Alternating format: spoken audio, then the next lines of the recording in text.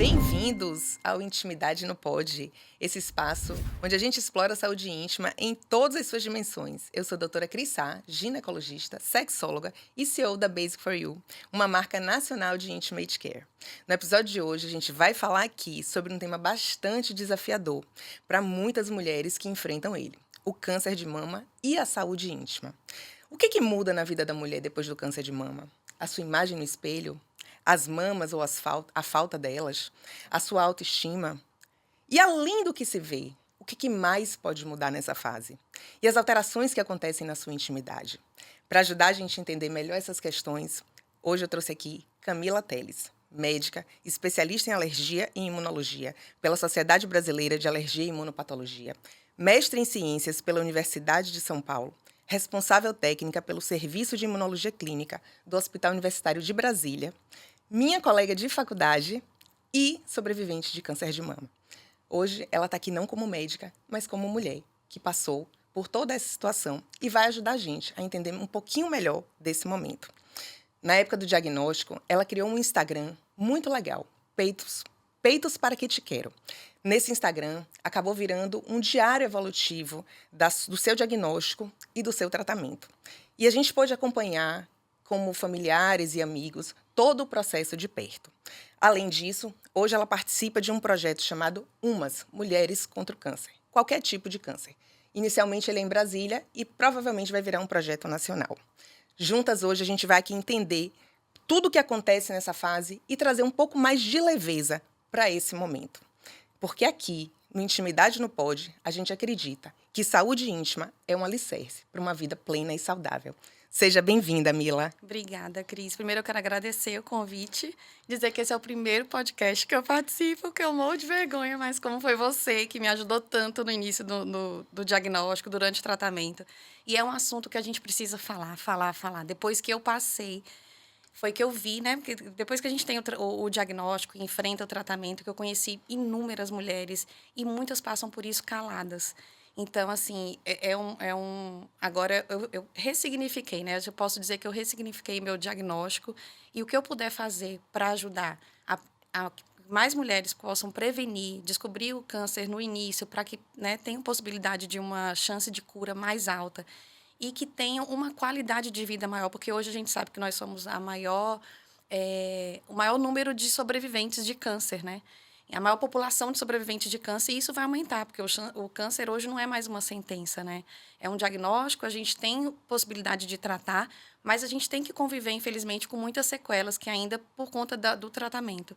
Então, eu acho que o nosso objetivo maior agora é focar na qualidade de vida, tanto durante o tratamento, porque existe vida durante o tratamento, apesar do tratamento e pós-tratamento. Então, e a gente tem muita vida ainda para viver, e é isso que eu quero fazer. Ai, que bom. Eu tô muito feliz aqui com sua presença. Realmente, eu acho que é um assunto que a gente precisa abordar cada Sim. vez mais. Porque, como você falou, existe vida durante o tratamento e existe vida depois do tratamento. E a gente precisa trazer qualidade de vida para essas mulheres. E que estão, em muitos momentos e em muitos lugares, sem apoio. Sim. Né, sem um espaço para se encontrar. Eu me lembro que a primeira vez que eu fiquei muito impactada com uma amiga que teve câncer de mama foi há uns 10 anos atrás, quando ela teve um diagnóstico e ela mesma criou um grupo no WhatsApp, Amigas do Peito. E aí, ali, ela relatou o diagnóstico e pediu ajuda. Eu achei isso tão fantástico. Na época. Ela pediu ajuda para o pós-operatório, para esse primeiro momento, inclusive assim de logística, de cuidados dentro de casa, porque só com a rede de apoio, os filhos eram pequenos. Às vezes é muito difícil, porque tem a logística de ir para o hospital, revisão cirúrgica, o marido trabalhando. Então, nesse momento, muitas mulheres se escondem, né, não querem falar sobre o problema, e você perde essa oportunidade de ter uma rede de apoio. E eu fiquei, assim, muito impactada também com o seu, quando você criou o Instagram, que eu achei muito legal, porque essa forma de você fazer um diário evolutivo, era dia 1, dia 2. Era mostrando a evolução diária mesmo, né, do que a gente enfrenta. E com todas as lutas e as vitórias, porque a gente pensa que é só luta, né, o tempo inteiro, mas assim, vem muitas vitórias. E obviamente que todo mundo que está ali no seu redor vai lhe dando também mensagens positivas e de incentivo. Eu acho que isso fez toda a diferença. Exatamente. Conta um pouquinho pra gente como foi esse processo, como foi o seu diagnóstico, quantos anos você tinha? Eu tinha 42 anos, foi no outubro de 2022. Tenho 2 filhos, né? Na época, um tinha 2 anos, tinha acabado de amamentar. Amamentei os dois até os 2 anos de idade. E aí eu notei que eu estava sentindo uma dor na mama direita, na parte inferior da mama direita. Sabe aquela dor de quando a gente amamenta, que fica muito tempo fora trabalhando e volta e o peito está mais túrgido? E eu não estava mais amamentando, acho que tinha uns 4 meses. E aí achei estranho, palpava, não tinha nada de diferente. Fui fazer os exames de rotina, que eu fiquei sem fazer por 2 anos, fazia todo ano ultrassom e mamografia, porque tinha um nódulo do lado esquerdo que eu acompanhava. E que não aumentava de tamanho, não mudava de característica. Aí eu falei, tô há 2 anos sem fazer, que foi bem na época do puerpério do segundo filho, que foi durante a pandemia. Então, assim, juntou pandemia, que a gente, né, evitava sair para fazer exames. Eu estava amamentando, teve o puerpério, voltei a trabalhar, então eu fiquei com essa janela de 2 anos sem fazer exame. Comecei a sentir essa dor, fui fazer os exames, veio com... na mamografia, eles viram que tinha umas microcalcificações à direita, e na ultrassonografia, aquele nódulo continuava lá do mesmo tamanho, com a mesma característica, mas apareceram mais 2, mais posteriores, que a gente não conseguia palpar. E esses 2 tinham características bem compatíveis com malignidade. Saí de lá já com a ressonância agendada, com o mastologista agendado, porque até então eu não tinha, eu acompanhava só com o ginecologista. E aí foi tudo muito rápido, assim. Depois que eu fiz a ressonância, né, que tinha uma captação grande de contraste, por ser médica isso facilitou, com certeza, porque eu fiz tudo numa semana, assim, numa janela de uma semana, de uma sexta-feira até a outra, não contei para ninguém. Eu resolvi fazer tudo isso sozinha, para quando eu fosse contar, já trazer para as pessoas, né, tanto da minha família como o apoio que eu iria necessitar, o prognóstico, o que seria o tratamento, né, que fosse mais claro possível. Até para eles, porque a gente sabe, né, que todo mundo ao redor adoece, não só a família, mas os amigos, as pessoas que estão próximas, as pessoas do trabalho. Então, eu queria que fosse uma coisa mais clara possível. E aí, depois que eu fiz todos os exames, eu juntei todo mundo que... Meus pais estavam lá em casa, porque iam viajar, e contei para o meu marido, para todo mundo.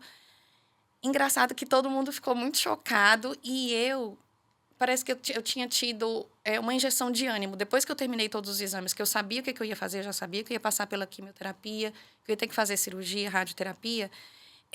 Aquele apoio que eu recebi, tantas mensagens, né, assim, de familiares, porque a gente morava sozinha em Brasília, então a maioria da família era de fora. Esse foi um dos motivos que eu tive para criar o perfil no Instagram, até para as pessoas mais próximas acompanharem. E aí foi maravilhoso, porque assim, apesar de eu, né, ter tido um diagnóstico difícil e todo mundo ter ficado muito chocado, impactado, porque muita gente mandou, meu Deus, eu não estou acreditando. Amigas minhas chorando, assim, eu tenho filho pequeno, eu não imagino como você tá. E eu que acalmava, inicialmente era calma, gente, eu já falei, eu vou tratar, eu tenho uma chance de cura de mais de 90%, eu vou conseguir, vai ficar tudo bem. E minha mãe se acabando de chorar, mãe, vai ficar tudo bem.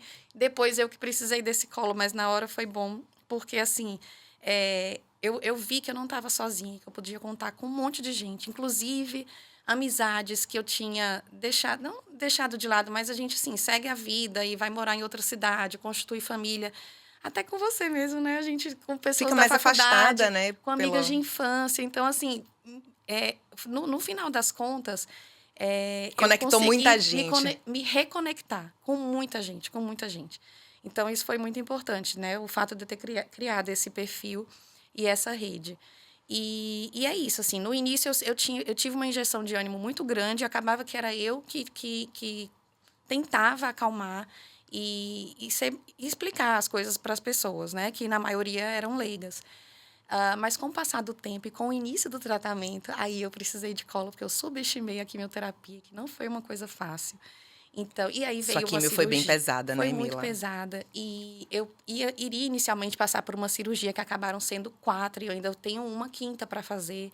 Então, assim, né, são coisas que você não espera, mas que com esse apoio é crucial para a gente Você já continuar. tinha diagnóstico de câncer na família? De câncer Eu de mama? tinha de uma tia por parte de pai. E aí, nessa mesma semana que eu fui fazer os exames, eu resolvi ir na geneticista, porque eu ouvi falar dessa tia que tinha falecido nova por câncer de mama, mas não era uma tia que eu tinha muito contato. E como as minhas famílias são muito grandes, tanto a materna como a paterna, de cearense, né? Então, tinha muita gente que eu nem conhecia. Daí, eu lembro que na sala de espera da geneticista, eu já fui desenhando a árvore genealógica por parte de pai. Porque por parte de mãe não tinha nenhum caso. Era um caso de uma avó minha que teve com 80 anos, mas aí não contava. E aí eu fui nesse dia, na sala de espera da geneticista, eu fui descobrindo assim, tias avós paternas que tiveram câncer de pâncreas com 47 anos, outra de câncer de mama, útero, endométrio. Então, assim, eu já sabia que poderia ter alguma coisa. E aí, nesse dia também, eu relembrei uma prima que tinha feito um exame genético. Perguntei para ela, você já fez um exame genético? Deu alteração? Aí ela deu, vou te mandar um resultado. Aí era no BRCA2. Aí eu já entrei para a Nossa, geneticista, fiz, ó, tem já, essa prima paterna. Ela fez, não, eu não vou já pedir. vi praticamente tudo, né? Já Aí ela disse, ó, não vou pedir, eu poderia pedir só para esse gene, mas assim, como tem outros tipos de câncer na família, então a gente vai pedir um painel mais amplo, e se vier positivo, né, o laboratório ele oferece para mais 5 pessoas da família. Então eu fiz, em um mês veio o resultado realmente, e aí eu contei para a família toda, fiz questão de mandar mensagem, ligar e tal.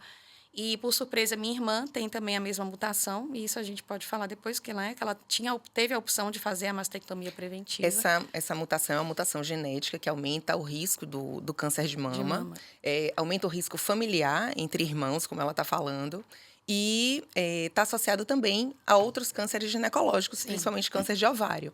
Então, é mais um processo onde mulheres que descobrem que têm essa mutação, elas podem optar, assim como a Angelina Jolie optou, né, que é uma história bem conhecida, eu acho que fica fácil de todo mundo É a entender. mesma mutação, só que a dela é a 1, né?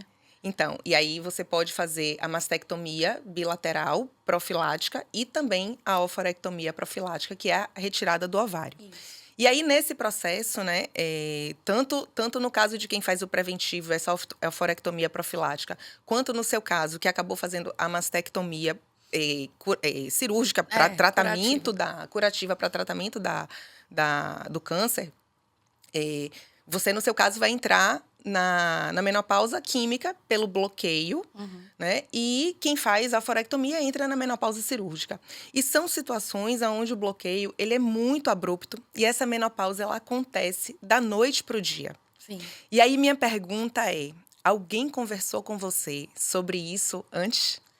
Então, o meu oncologista é homem, né? Que é maravilhoso, até hoje, assim, a gente acompanha, ele é super esclarecido e ele é muito aberto a esse tipo de assunto. O problema é que são tantas coisas que são abordadas na consulta, que o que ele fez? Ele delegou, né? Ele me encaminhou, ele fez, olha, você precisa começar um acompanhamento como ginecologista que seja especialista na menopausa, ou que tenha mais experiência com pacientes oncológicos. E aí ele já me indicou 2 ou 3, se eu não me engano, se eu não me lembro bem.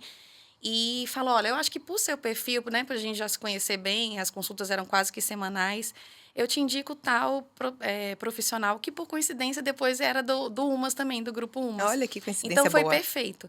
E aí, assim, apesar de a gente não ter conversado muito sobre o assunto nas consultas oncológicas, né, por conta do tratamento e dos efeitos colaterais, enfim, eu acabei me aproximando mais da ginecologista. Então, mas assim, como médica, eu não tinha noção. Então, eu imagino o que são mulheres leigas que caem de paraquedas, assim, com esse diagnóstico. E principalmente quando não tem ninguém para chegar e falar sobre isso, né? Assim, ela chegou a conversar com você sobre alguns sintomas ou os sintomas que você teria antes deles começarem? Ela chegou a conversar, mas eu acho que eu estava ainda tão absorvida com os efeitos colaterais da quimioterapia e pensando nas cirurgias que eu acho que eu não deu pensei importância, muito né? Na nisso. verdade, eu acho que o que acontece é isso. E é o que eu vejo assim também no consultório. Que mesmo as mulheres que recebem algum tipo de informação Sim. sobre o que vai acontecer, essa não é a prioridade naquele momento, né?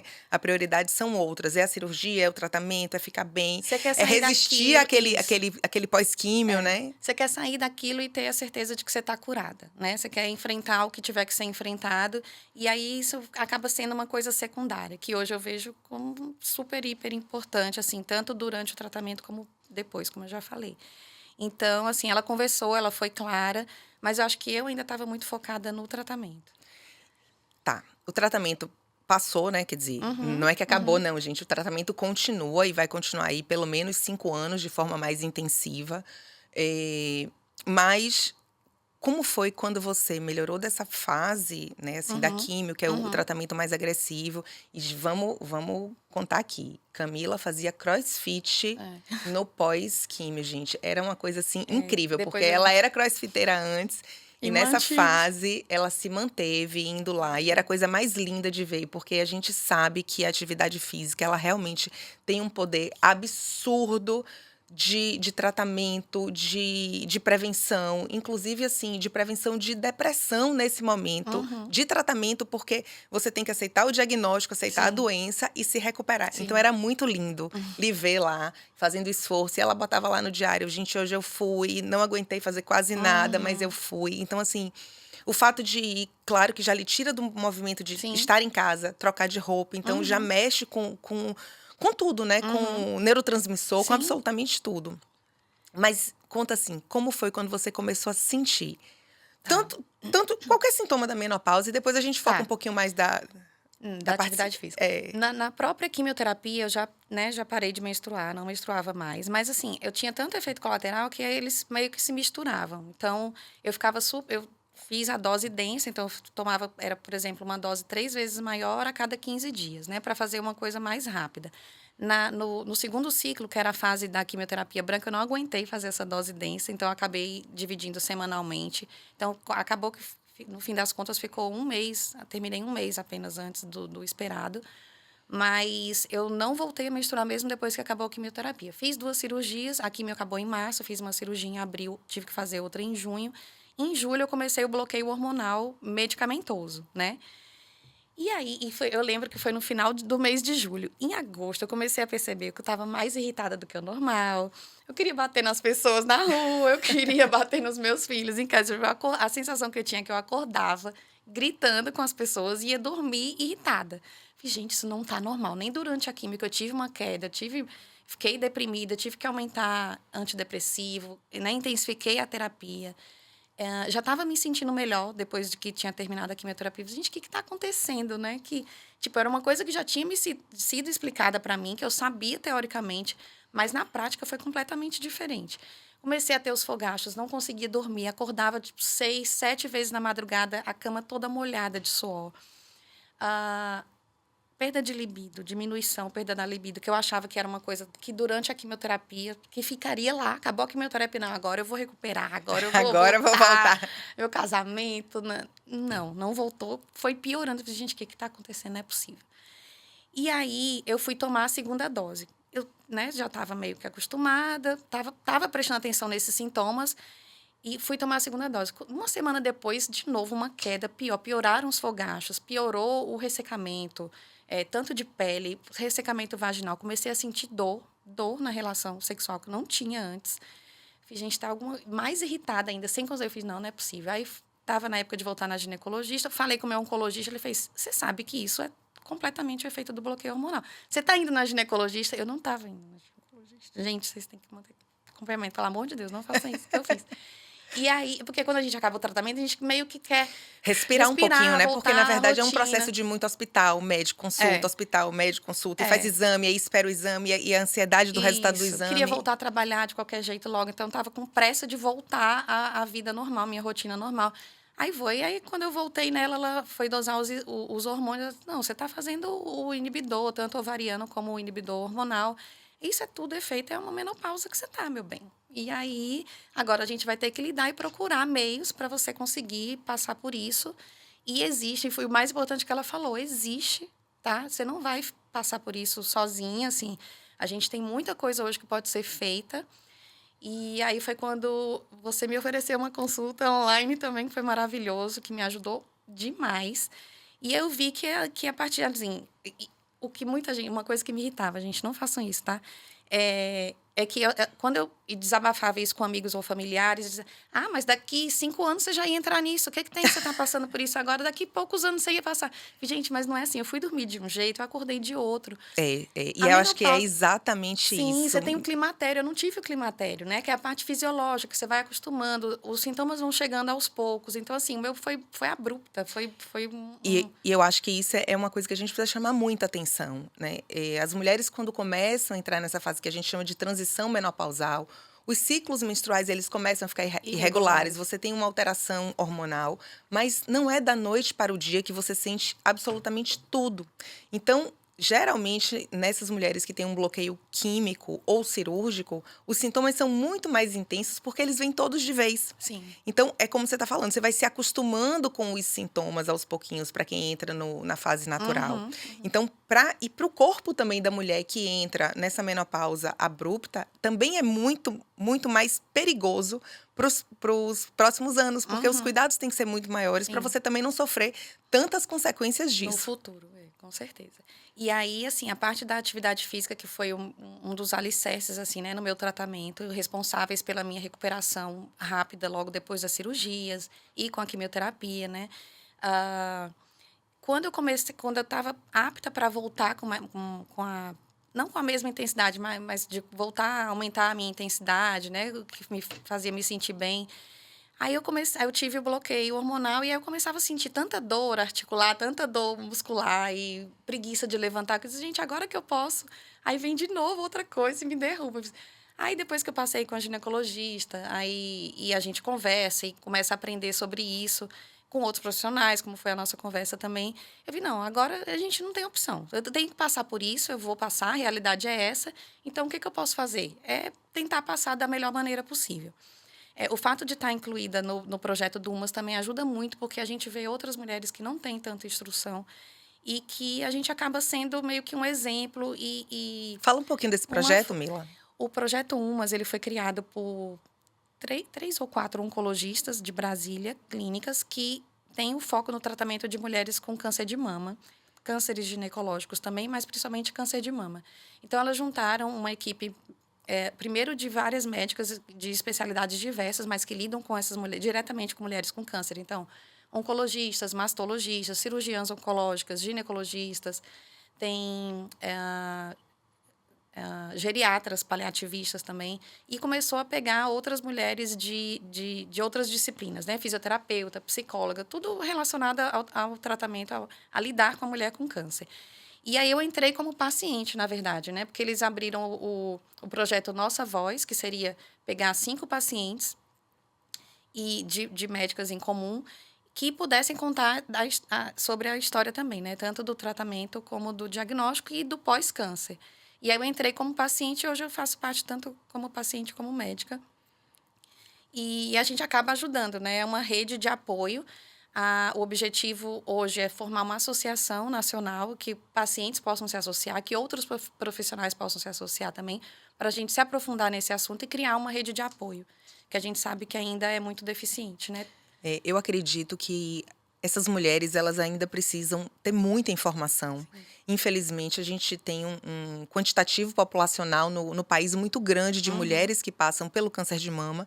E, infelizmente, é a maioria que tem esse apoio maior, tem uma rede de médicos e de equipe multidisciplinar mesmo, que pode ficar ali muito perto, né? O restante, principalmente os conveniados do SUS, né? Sim. Enfrentam muitas dificuldades e também muita solidão nesse Sim. tratamento. E é como você falou, imagina você que é de uma família esclarecida, de gente esclarecida, e que chega alguém para dizer, não fica assim, porque daqui a 5 anos você ia passar por isso. Quer dizer, não é assim, você está passando e naquele momento que você está passando, que você não está dormindo, que você está tendo fogacho.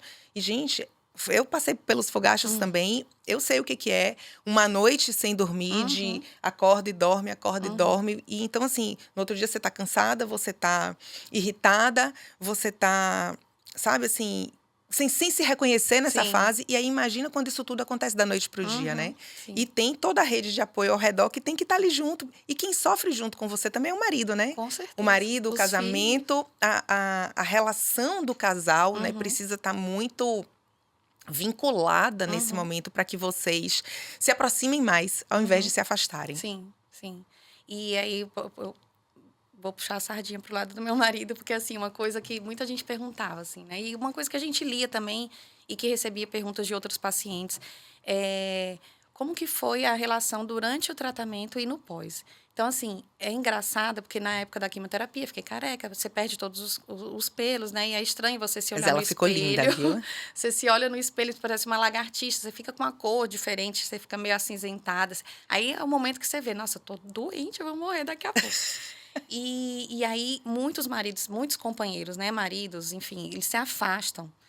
E o meu era o contrário, tipo, eu tive perda de libido, eu ficava exausta, eu ficava cansada. E ele me procurava, e eu disse, como assim você tá me procurando? E ele fez, não, mas eu ainda tenho desejo. Eu fiz, não é possível que você tenha. Eu fiz, olha aqui. Aí eu lia no espelho e fiz, olha isso aqui. E eu ficava indignada com isso. Eu fiz, gente, então, eu acho que tem muita coisa que está mais na nossa cabeça, né? A gente acha que o outro vai olhar para a gente do mesmo jeito que a gente está se olhando no espelho, que é uma figura diferente, parece um extraterrestre.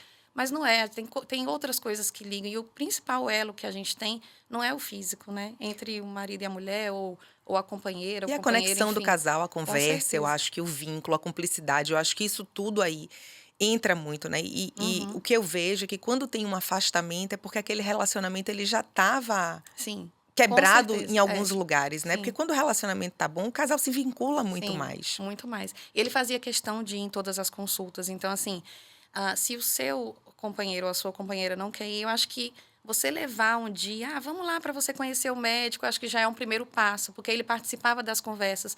O que às vezes eu não contava para ele, eu tinha vergonha de falar, fiz, tá doendo na hora da relação. Muitas vezes eu não falava, mas quando eu ia numa consulta com ele, que o médico me perguntava, ou a ginecologista me perguntava, aí eu falava, então, tá doendo. E aí foi super importante ele participar disso também. Muitas vezes a gente tem vergonha. Eu tive vergonha de falar para ele em casa. Então, o jeito que eu tive de contar para ele foi tentar levar ele para as minhas consultas, né? Apesar de ser uma coisa íntima, mas não eram para todas que eu levava. Mas para ele ver que era um problema realmente orgânico, que não era uma falta de interesse nele. Então eu fiz questão. Aí ele depois dizia, você não precisava ter me trazido até aqui para falar isso, você podia ter falado. Eu fiz, não, mas era uma necessidade que eu tinha de você ver que não é um problema meu com você. Aí ele dizia, eu sei disso, mas não é todo mundo que sabe. Então, foi super importante também. Você conversava sobre isso com outras mulheres que estavam nessa fase? Com certeza, com certeza. E muitas amigas que não estavam, às vezes eu ia falar, ela, mas como assim? Você perdeu a libido? Eu fiz, gente, você não tem vontade, a pessoa te toca, você não quero, vai já pensando que vai doer. E assim, aí eu ficava, gente, não é possível, tem que ter alguma coisa que ajude, que melhore. Tentei todos, aí a ginecologista passava todos aqueles hidratantes que você tem que fazer uso contínuo. Usei de tudo que você imaginar, nada melhorava. Assim, melhorava um pouco, vai, 40%. Mas não ajudava mesmo, E o que é que efetivamente. te melhorou? O que melhorou foi lubrificante na hora da relação, né? Não só aquele hidratante que a gente usa, né, de O maneira hidratante tem contínua. hidratantes vaginais que podem ser usados 2, 3 vezes na semana, que não são orientados para uso na hora da relação. Isso. São hidratantes à base de ácido hialurônico. Eles vão estimular uma hidratação dessa vagina, porque ela fica Uhum. muito fininha e perde toda a elasticidade. Então, ela perde a capacidade de se lubrificar na hora da relação e também perde a capacidade de elastecer na hora da relação. Então, muitas vezes na relação tem fissura, tem sangramento, né? Fora a dor, o Sim, dou desconforto. ardência, eu sentia muita Ardência. ardência também, somente no Durante e pós. depois. No Isso. pós. Durante e principalmente depois. Então, assim, o hidratante mesmo, eu cheguei a fazer uso diário, né? A gente usa, aplica à noite e fica até o dia seguinte. E depois que eu comecei a usar o lubrificante durante o ato, nossa, melhorou demais, melhorou muito. O laser vaginal, que infelizmente nem todas as mulheres têm acesso, né, ainda por ser um tratamento mais caro, mas assim, ajuda muito também. E eu acho que uma das lutas nossas do UMAS vai ser essa, tentar fazer com que mais mulheres tenham acesso a esse tipo de tratamento, Eu né? acho que isso é importantíssimo, Mila, porque hoje a gente sabe que existem muitas terapias regenerativas na ginecologia e a gente consegue realmente transformar a vida dessa mulher, a vida íntima dessa Uhum. mulher, depois do tratamento com essas terapias. Então, tem o laser, tem radiofrequência, tem ultrassom microfocado. A gente tem algumas opções que a gente pode melhorar essa atrofia vaginal, essa mucosa que fica muito fininha, para deixar ela mais espessada, para ela poder voltar a ter a capacidade de elastecer, de voltar a lubrificar. Algumas mulheres voltam 100% Sim. assim ao que era antes, outras voltam mais ou menos, nem tanto, mas você volta a ter alguma qualidade de relação. Eu converso muito, né, no consultório, acabo atendendo também muitas pacientes que são sobreviventes de câncer Uhum. e que vão para mim para fazer justamente essas terapias Sim. regenerativas e a gente consegue realmente dar uma qualidade de vida para mulheres de todas as idades, né? Eu tenho uma paciente linda que ela tem quase 70 anos e ela disse: Nossa, eu sempre tive um relacionamento sexual maravilhoso com meu marido.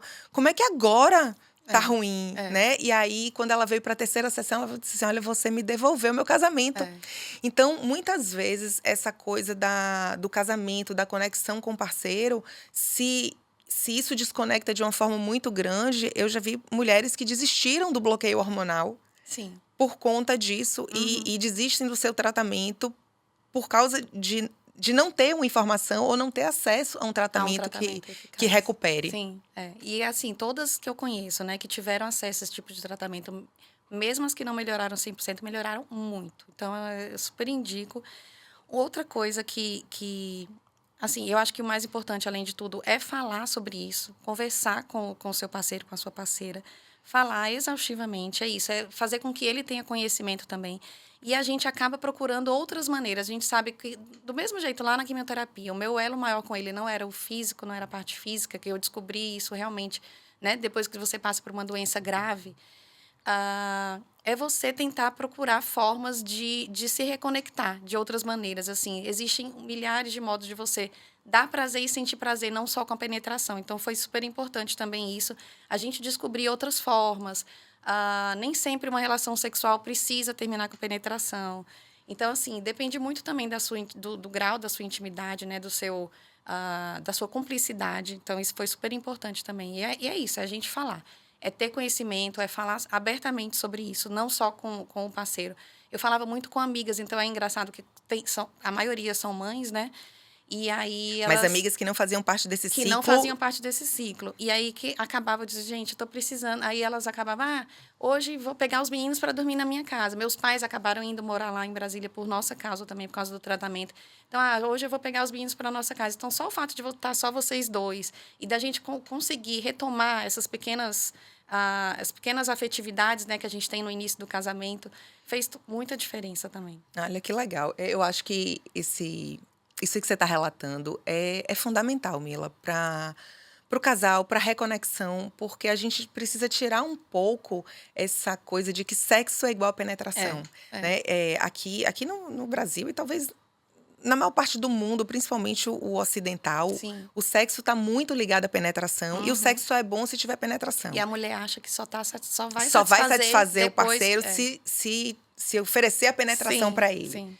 Então, desfocar isso e descobrir outras formas de sexo e outra coisa. O nosso corpo tem inúmeros pontos que são erógenos, né? Sim. Então, que podem ser estimulados de forma diferente, que podem lhe dar prazer de forma diferente e a ele também. Sim. Então, eu acho que essa abertura no relacionamento talvez seja o que mais faça diferença nessa fase. E me conta mais, como é que isso tudo, esse momento de dor na relação, essa mudança, né, da sua conexão mesmo, você com sua área íntima. Sim. Como é que isso impactou na sua autoestima? E falando também até da própria cirurgia da mama, né? Então, assim, é mudar a mama. Eu me lembro que eu me questionei tanto disso quando você botou no Instagram, peitos para que te quero. E a gente já pensa logo assim, nossa, quando você vê aquele nome, aquilo ali é tão impactante, né? Então, quando eu fiz a cirurgia, a primeira, teoricamente, seria uma cirurgia só na própria retirada, né, dos tumores. Como seria mastectomia bilateral a dela. E por conta da mutação genética, a minha indicação não era tirar só os tumores, era tirar as duas mamas mesmo. E na mesma cirurgia, no mesmo tempo cirúrgico, eu já coloquei as próteses. O problema é que depois veio o linfonodo positivo, axilar, e veio uma margem retroareolar, né, atrás da areola do mamilo, positiva. Porque o seu preservou ainda. o mamilo. E porque eles eram mais posteriores. Mas do lado direito, que era o carcinoma in situ, ele veio com uma margem ainda na biópsia cirúrgica positiva. Então, eu tinha uma indicação de retirar o complexo areolo-papilar. Então, o fato de ter feito a mastectomia não me impactou muito. Agora, o fato de você depois se ver no espelho sem o mamilo... Sem o mamilo. Aí, isso eu fiquei meio chocada, assim. E aí, minhas amigas ficavam super preocupadas. Mas como é que você tá? Eu fiz... Aí, no início, eu disse, não, vai estar tudo bem, disso é o de menos. E aí, mas passado um tempo, assim, que eu comecei a olhar, falei, gente, que coisa estranha, que coisa estranha.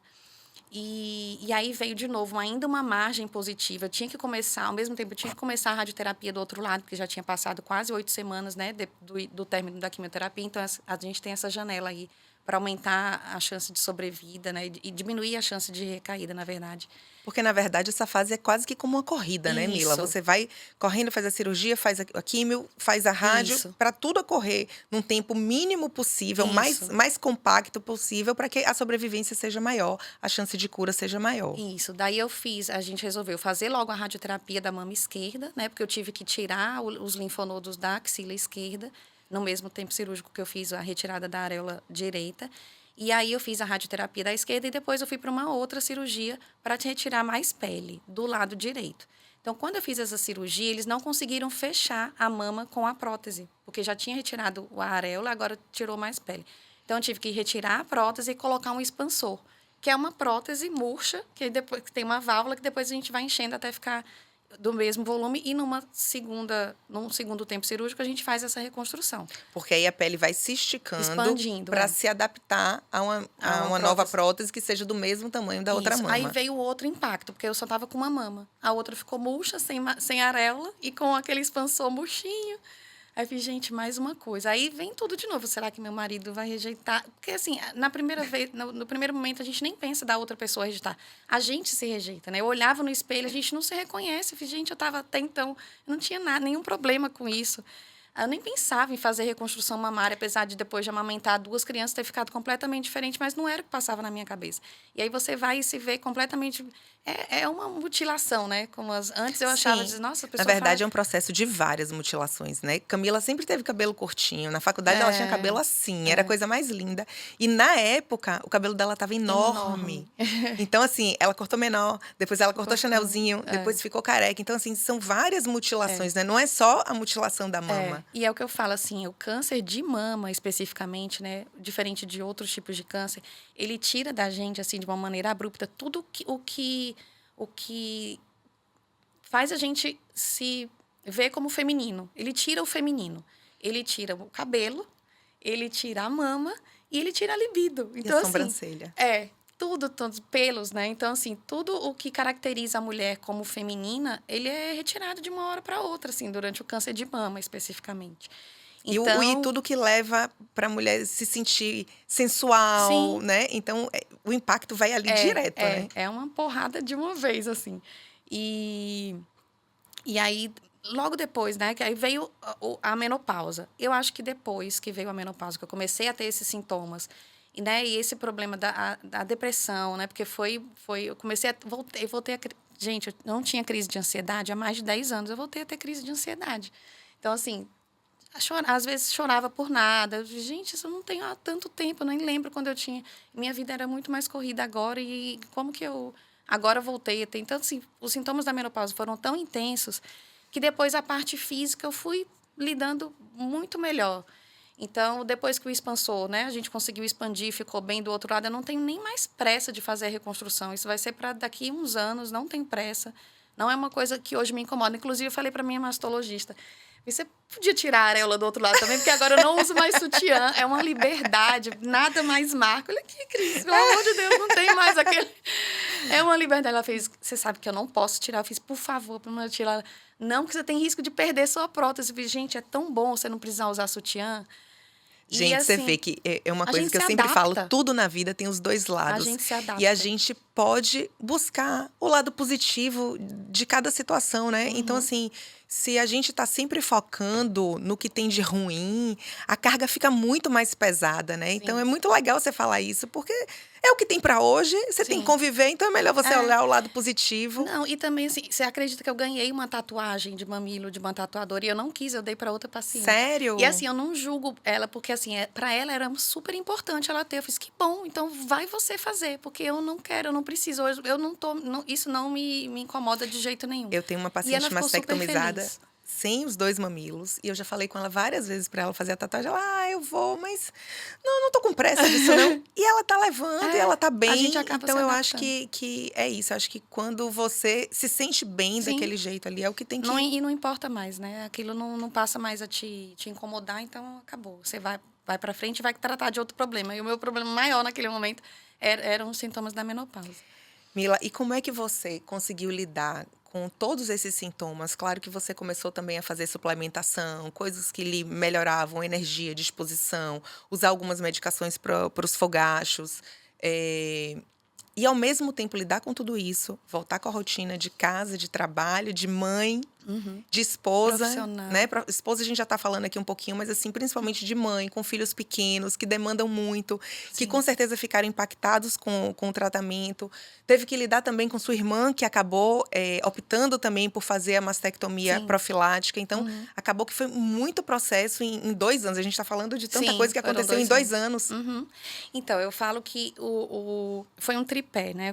Foram 3 coisas que sustentaram, assim, o que me sustentam até hoje, que eu acho que vão até o fim da vida, que foi a minha fé, em primeiro lugar. Eu acho que independente da sua crença, né, da crença religiosa, eu acho que é uma coisa, porque só o fato de você, né, se segurar em alguma coisa, você ter esperança, você vai fazer de tudo para ficar bem. Então, acho que isso é essencial. Foi o número 1, foi a minha fé, a minha rede de apoio, né, que foi a minha família, meus pais que se mudaram de cidade para me ajudar com as crianças. Tanto que eu olho para meu marido e a gente fala assim, como a gente viveu 7 anos sem ninguém aqui, eram só nós dois com 2 crianças pequenas. E agora a gente tem essa rede de apoio, né? Tanto quando eu preciso fazer exames, quando eu preciso trabalhar, ou quando algum adoece, ou quando eu tenho uma intercorrência, né? Porque, assim, eu faço uso de uma medicação por conta da mutação que me deixa imunossuprimida. Então, eu tive pneumonia nesse meio tempo, eu tenho algumas infecções, enfim, né? São alguns outros contratempos do tratamento mesmo. E o terceiro, a atividade física, que foi o que me manteve de pé, literalmente, durante o tratamento e agora. Eu brinco assim, que as minhas amigas até falam, nossa, você saía muito mais e vinha treinar muito mais quando você fazia química do que agora quando você está trabalhando. E, gente, quando eu estava na química, eu fiquei de licença, né, profissional, licença médica, eu ia todo dia para academia, porque era o que me motivava. Na verdade, a primeira vez que eu levantei para ir para academia durante a química foi para trancar a matrícula. Olha só. Eu nem estava com roupa adequada, assim, e fui. Aí, quando eu cheguei lá, a professora disse assim, tenta fazer com a gente. Aí, eu fiz, não, vou fazer lá no canto. Ela, não, vem. Porque o CrossFit as aulas são em grupo, né? Ela, não vem, não vai ter que formar dupla hoje, você faz quieta aqui, mas você fica na minha frente. Porque se você passar mal, eu tô aqui. Eu fiz, realmente é. E acabou que eu consegui fazer o treino todo. Aí ela fez... Uma carga menor? Uma carga menor. Ela fez, você vai mesmo trancar? Eu fiz, ela, tenta vir amanhã. Aí, no outro dia, eu fui de novo. No terceiro dia, que era o terceiro dia pós-química, eu ficava muito mal. Eu fiquei de cama, não consegui levantar. Aí, eu falei, Carol, vou trancar. Ela fez, não, espera. Vamos ver quanto tempo que você vai ficar assim. Qualquer coisa, semana que vem, você fica os dias que você tiver que ficar na cama, você fica. Fiquei, eu fazia na quarta-feira, treinava na quarta e na quinta, sexta ficava de cama, sexta, sábado, domingo, segunda. Terça-feira eu já conseguia levantar. Aí eu falei, Carol, eu acho que eu não consigo. Ela, vem, só vem. E eu ia, às vezes, só para conversar. Conseguia fazer treino, conseguia correr, consegui tudo o que... Olha que incrível. Mantive o peso, não aumentei, mas também não tirei peso de nada.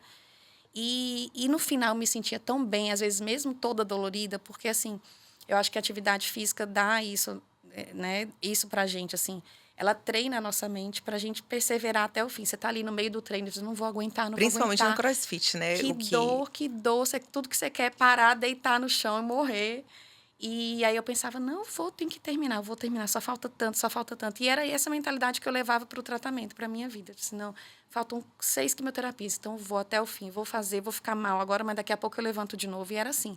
Eu acho que você ter força física te ajuda a aumentar a sua força mental, espiritual, Sem né? sombra de dúvida, sem falar de toda a relação de endorfina que é Sim. liberada ali depois do treino, sem falar de toda a relação de músculo, de criação de músculo, que a gente sabe hoje que isso é banco de saúde, para a saúde cerebral, para a saúde óssea, principalmente, né? Quando você faz esse seu bloqueio, seu risco de osteoporose também é muito maior, então aumentar esse músculo também é muito bom. E sem falar que o próprio músculo também ajuda na sua produção de testosterona. Sim, Então, isso também é mais um fator para te ajudar na libido, ainda que menor do que o habitual. Sim. Até porque libido, gente, não é energia só sexual. Libido é energia para a vida, Sim. é energia do seu dia a dia. Então, Faz parte da eu acho que você tem que saúde, pegar essa professora e, assim, botar ela nas suas orações, assim, o resto da vida, porque provavelmente ela mudou o seu prognóstico de tratamento, sabe? E hoje a gente vê o quanto que as mulheres que conseguem fazer essa atividade física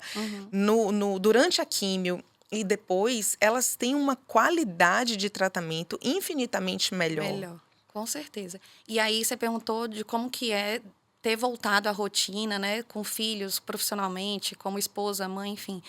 E é manter esse tripé, é manter a fé em dia, é manter a rede de apoio, né? Eu ainda tenho essa rede de apoio, graças a Deus, não só da família, mas também de amigos próximos. É perder a vergonha de pedir ajuda, né? É manter as consultas sempre em dia também, quando tiver dúvida, sempre perguntar. E manter a atividade física. Eu não consigo manter hoje com a minha rotina, né, de médica e de mãe, enfim, do jeito que eu estava indo quando eu estava na licença.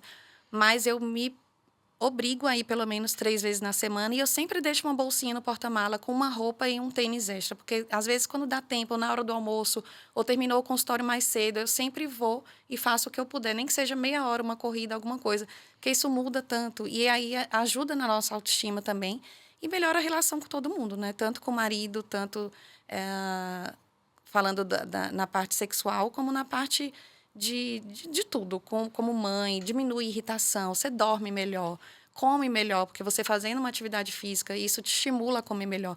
Na época do tratamento, eu comi péssimo. Eu lembro que eu te falei, você para de ir no McDonald's. Cris, eu só queria comer gordura. Carboidrato era a única coisa que eu conseguia. Eu não conseguia comer proteína. É impressionante como o cérebro da gente, ele chega a ser cruel nesses momentos, né? Porque você se sente muito fraca Sim, e ele lhe pede energia. E a sim. energia rápida que a gente É, quer é o carboidrato, né? E aquele carboidrato processado que dá energia em 5 minutos. era E só que exatamente 2 horas isso. depois você quer comer de novo. Era E depois você exatamente. quer comer de novo. Nos 2 dias antes de fazer a próxima quimio, eu ficava parecendo um leão. Eu comia enlouquecidamente. Mas, assim, era só isso que me satisfazia. Eu não conseguia comer proteína porque eu tinha vontade de vomitar, eu tinha azia, eu tinha muita náusea. Então, eu disse, ó, quer saber, eu vou fazer. Eu estou fazendo atividade física, mas eu tentei maneirar, lógico, né? Mas algumas vezes, tipo, 1 vez, 2 na semana, eu me permitia. Porque também, assim, na parte psicológica, a gente fica tão fragilizada que também, se a gente não se der alguns prazeres, acaba que você não consegue suportar. Mas o fato de ter mantido a atividade depois, você volta a ter a sua alimentação de antes. E outra coisa, a atividade física ajuda, inclusive, na prevenção do ganho de peso, Sim. né? Na prevenção do acúmulo daquela gordura abdominal, porque você Uhum. está entrando na menopausa ali, abruptamente. Além de todos os sintomas, gente, do ressecamento da pele, da dor Vem uma articular, pochete vem a junto. pochete junto, né? Que é a primeira queixa de muitas mulheres quando chegam no consultório. Eu não sei o que está acontecendo comigo, mas estou ganhando uma gordurinha aqui na barriga que eu não Apesar tinha. de fazer tudo Tô igual, fazendo né? tudo igual, comendo a mesma Uhum. coisa e essa gordurinha aqui na barriga não sai, né? Então, assim, a gente começa realmente a fazer esse acúmulo de gordura abdominal. E pior, gordura visceral, que é a gordura nos órgãos dentro da barriga, Uhum. que ela não é visível e que vai Uhum. acontecendo, né? Por conta dessa queda de hormônio. E que a atividade física também ajuda Ajuda a reduzir. você a evitar isso, ou pelo menos diminuir esse ganho. Sim. Fora realmente reduzir o risco de osteoporose, que eu acho que é fundamental Sim. pelo bloqueio tão grande, apesar de uso de medicação, que com certeza você faz e que as mulheres acabam fazendo, para reduzir esse risco Sim. também. Como é que você vê, assim, do grupo que você participa, dessas mulheres que são sobreviventes também como você? Eu vejo que o UMAS realmente é um projeto lindo, eu acompanho. Eles fazem remo, fazem atividades ao ar Tudo. livre, fizeram um encontro de fotos, gente, cada coisa mais linda. Mas, assim, você vê que os profissionais, assim, claro que ali dentro você tem muitos profissionais que já estão preparados para lidar Sim. com isso tudo. Mas como é que você vê os profissionais fora, né? O que eles poderiam fazer para estar mais próximo ou aumentar essa rede de informação para essas mulheres que não têm esse apoio? Eu acho que a gente tenta divulgar isso muito no outubro, durante o mês de outubro, né? Que é o mês dedicado à prevenção e diagnóstico precoce de câncer de mama. E agora, em outros meses, a gente tem feito isso também para outros cânceres ginecológicos, como tem, né, os meses de câncer de ovário, de tumores ginecológicos. Ah, eu acho que a maioria ainda da população médica não está preparada para lidar com esse assunto, ainda é um tabu, então por isso que eu aceito hoje falar sobre isso tranquilamente. E eu acho que é isso, a gente tem que passar a informação o máximo possível, tanto para os colegas que não são da área, como para outras mulheres mesmo, né? Tanto que eu tenho muitas amigas da área médica também, sempre falo, fiz, ó, quando você for atender uma mulher que está passando por isso, ou que esteja no momento do climatério, vai por esse caminho, ou tenta encaminhar para tal. Você sabia que existe o laser vaginal hoje, né? Que é uma super opção para essas mulheres que têm esse ressecamento, essa involução, né? Essa atrofia vaginal. Então, eu acho que é informação. É falar sobre isso, é isso que você está fazendo. É divulgar, é a gente falar através de grupos de pacientes também, né? Não só de profissionais, mas de pacientes. Que eu acho que a gente tem uma voz enorme. E é o câncer feminino mais comum, né? No Brasil e no mundo. Então, assim, eu acho que é informação. E eu acho que isso que você está falando em relação a esses sintomas ginecológicos, Mila, a gente realmente não pode negligenciar, porque dentro de todos os sintomas da menopausa, e hoje já existem 76 sintomas Meu classificados, Deus. né? Então, essa artralgia que você fala, é o que a gente fala muitas vezes, que é um sintoma oculto, que muita gente nem dá atenção. Tem Sim. mulheres que têm zumbido, então tem milhões de outros sintomas Sim. que não são tão falados quanto o fogacho, né? Que então, aqueles calores, todo mundo sabe que é o calor da Sim. menopausa. Mas existe hoje uma síndrome chamada síndrome genitorinária da menopausa, que é justamente esse conjunto de sintomas que aparecem por conta dessa Da atrofia. atrofia. Que não é só a dor na relação, o ressecamento, as fissuras, mas também incontinência urinária, Aumento do risco de infecção urinária aumento também. do risco. Então, essas mulheres têm Candidíase. infecção urinária de repetição. Então, todos esses tratamentos regenerativos, eles também tratam todas essas situações. Sim. Ou previnem as infecções urinárias, tratam incontinência urinária. Então, uma mulher que começa a ter incontinência urinária, ela, a depender do grau dessa incontinência, ela vai perder, inclusive, qualidade de vida, qualidade de vida social. Então, ela quer evitar ir para os lugares, ela quer evitar fazer uma atividade física, como Sim. pular corda, Sim. porque ela começa a perder xixi. Ela, se o grau é mais intenso, ela quer evitar até um social, porque ela precisa de absorvente ou de uso de fralda. Isso. E eu sou muito, assim, firme na internet, que eu falo assim, perder xixi não é normal. A gente não pode normalizar essa perda de urina. Eu acho que a gente tem que ser fonte de informação e como você está fazendo, né? Criar uma forma onde mais mulheres possam ter Sim. acesso a esse tipo de Sim. tratamento, porque o benefício é absurdo. Sim. E a gente vai viver na menopausa 1/3 ou mais de 1/3 da nossa vida, né? Então, a gente realmente precisa criar uma rede para que mais mulheres tenham apoio nessa fase. Eu participei de um grupo de canoagem para mulheres sobreviventes do câncer de mama, que é o grupo Canomama, lá de Brasília. E a gente tem muitas mulheres envolvidas no projeto, assim, e grande parte das mulheres são pacientes do SUS, que não têm acesso a esse tipo de tratamento, né? Tanto do laser ou de outros tratamentos mais avançados para a atrofia do trato geniturinário. Então, uma coisa que eu aprendi né, que foi muito útil para elas e que eu acho que depois eu tenho repassado, depois que eu convivi com elas, eu comecei a repassar para outros pacientes, é da fisioterapia pélvica, que ajuda muito e elas têm possibilidade de ter esse tratamento Um pelo acesso SUS. menos difícil, né? Isso, menos difícil. Ou quando não pelo SUS, mas não é um tratamento tão caro. E é super eficaz, assim. E é engraçado que durante os nossos encontros a gente até trocava sobre alguns exercícios. Ah, a minha passou esse, que foi ótimo. Então, assim, eu acho que é isso. É a gente fortalecer os grupos, né? E falar mais sobre isso. Não ter vergonha. Eu tenho amigas também, depois que eu tive o câncer, a gente acaba conhecendo milhares de mulheres que tiveram, que não falavam. Tem gente que teve, que passou por tudo e ninguém no trabalho Sofreu soube. sozinha, né? Por vergonha. E hoje ela fala assim, gente, olha o tanto de coisa que eu perdi, que eu poderia ter feito. Olha o tanto de amizade, olha a rede que eu perdi. Porque eu tinha vergonha de ter. E muitas vezes a falar. conexão vem de pessoas que você menos Sim, espera. sim. E acontece uma desconexão de pessoas que você esperava naquele momento. Sim. Às vezes porque essas pessoas não sabem mesmo lidar Sim. com você doente, né? Então, e eu vejo muito isso com quem eu converso, né? Você vê, de repente, pessoas que você não imaginava chegando Sim. ali perto, lhe dando a mão, estando Sim. junto. E quem você esperava, às vezes, esfriou, afastou. E você ainda tem que lidar com Sim. isso, né? Com perdas e outros ganhos dessa fase, né? Mila, pra gente encerrar, eu queria te perguntar assim, o que que você daria assim de mensagem final assim sobre a importância do autocuidado nesse momento, do acompanhamento médico, a gente já falou, mas assim, de mensagem para uma mulher que nesse momento está passando por essa fase de diagnóstico e tratamento, que eu acho que talvez seja sempre o momento mais impactante ali para toda mulher. Sim. Eu acho que é buscar, antes de tudo, uma rede de apoio, uma ajuda, né? É você procurar informação. Eu acho que o conhecimento salva. Tem muita gente que fala, mas eu não quero nem saber, eu não quero nem saber a porcentagem disso, eu não quero nem saber o que pode acontecer de efeito colateral. Eu acho que o máximo que você pode, que você puder ir em busca de informação, eu acho que isso vai te ajudar muito, porque aí você acaba indo, sabendo quem que você vai procurar, né? E é isso, não fica parado.